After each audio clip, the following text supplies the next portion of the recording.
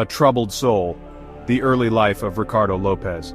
Ricardo Lopez was born in Uruguay in 1975. His family moved to the United States when he was a child.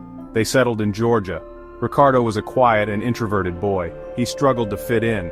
He was diagnosed with Klinefelter syndrome, a genetic condition affecting male development.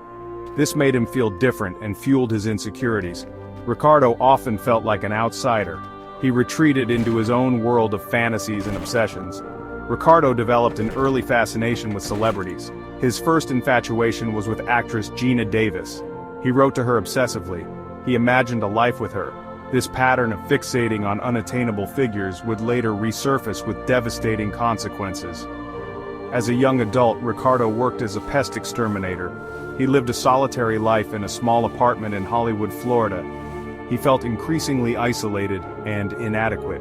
He longed for connection and validation but struggled to find it in the real world. Ricardo's isolation deepened his insecurities and fed his unhealthy fantasies. He sought solace in his imagination. He created elaborate scenarios where he was admired and loved. He used these fantasies to escape the pain of his reality. Unfortunately, these fantasies would soon take a dark turn. Fixation and fantasy, Björk becomes an obsession. In 1993, Ricardo Lopez discovered Björk's music. He was immediately captivated by her unique voice, ethereal beauty, and artistic expression. She was unlike anyone he had ever encountered. He saw in her a kindred spirit, someone who understood his pain and loneliness. Ricardo began to consume everything related to Björk. He listened to her music obsessively. He collected her albums, posters, and interviews. He immersed himself in her world, convinced that he had found a soulmate in this distant, unattainable star. What started as admiration quickly morphed into an unhealthy obsession. Ricardo began to blur the lines between fantasy and reality. He imagined a deep personal connection with Björk. He believed they were destined to be together. He filled notebooks with love letters and poems dedicated to his muse.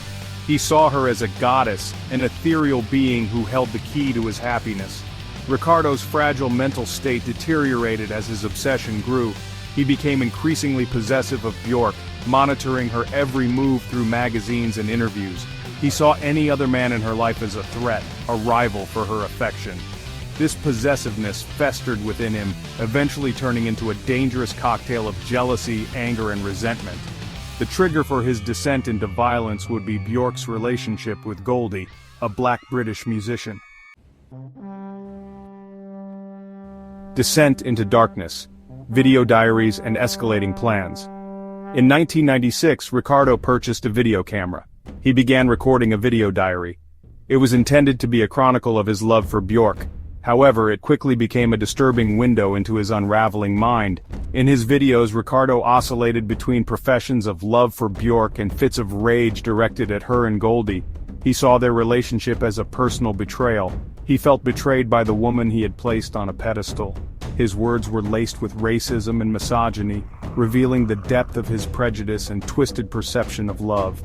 As his mental state spiraled, Ricardo's thoughts turned increasingly dark and violent. He began to contemplate ways to punish Björk for her perceived transgression. He felt entitled to her love and felt justified in his anger. He fixated on the idea of a grand gesture, something that would make her acknowledge him in his pain. This desire for recognition, fueled by his delusion and instability, led him to a terrifying plan. He would send Björk a letter bomb. Ricardo's video diaries became a chilling documentation of his descent into madness. He meticulously documented his plans to build the bomb, his struggles with his conscience, and his unwavering belief that he was justified in his actions. His apartment transformed into a workshop of obsession, cluttered with bomb-making materials, photos of Björk, and pages of his diary entries. His descent into darkness was well underway, leading him toward a tragic and violent end. Section 4. The Letter Bomb. A desperate act and a tragic end. Driven by his delusions and consumed by his plan, Ricardo constructed a letter bomb filled with sulfuric acid. He carefully packaged it, addressing it to Björk's London home. He believed this act would somehow bring him closer to her, that it would be a testament to his love and pain. In his distorted reality, Violence became a means of communication, a way to force Björk to acknowledge his existence. On September 12, 1996, Ricardo mailed the bomb. He then returned to his apartment and began filming his final video diary entry. He shaved his head, a symbolic act of shedding his former self. He painted his face red and green, colors inspired by Björk's music video for Hyperballad. He spoke directly to the camera, expressing his love for Björk, his hatred for Goldie, and his warped justification for his actions. His words, a chilling mix of delusion and despair, revealed the extent to which his obsession had consumed him. As Björk's music played in the background, Ricardo Lopez took his own life. He died believing that his actions would forever link him to the object of his obsession.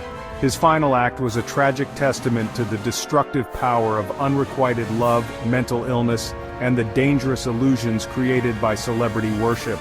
It was a stark reminder of the fine line that separates admiration from obsession, and the devastating consequences when that line is crossed. Section 5. Aftermath and Reflection. Björk's Response and the Legacy of Obsession. Ricardo's body was discovered 4 days later by police. They were alerted by his landlord, who had gone to investigate the foul smell coming from the apartment. Inside, police found Ricardo's body, the videotapes documenting his descent into madness, and the chilling evidence of his plan. The discovery sent shockwaves across the world. The media frenzy that followed thrust Björk into a nightmare. She became the unwilling participant in a tragedy that exposed the dark side of fame and the dangers of unchecked obsession. Thankfully, the bomb never reached Björk. It was intercepted by London authorities, alerted by their counterparts in Florida. The package was safely detonated, sparing Björk from physical harm. However, the emotional and psychological impact of the event was profound. Björk was deeply shaken by the experience. She expressed horror and sadness over Ricardo's death, recognizing him as a deeply troubled individual who needed help. She retreated from the public eye, seeking solace in the company of her loved ones. The Ricardo Lopez case remains a haunting reminder of the dark side of celebrity and the dangers of unchecked obsession. It underscores the importance of mental health awareness and the need for intervention when individuals exhibit warning signs of potentially harmful behavior. Björk's story serves as a cautionary tale, highlighting the vulnerability of public figures and the responsibility we all share in fostering a culture of empathy and understanding, rather than one that feeds into the dangerous illusions of fame and obsession.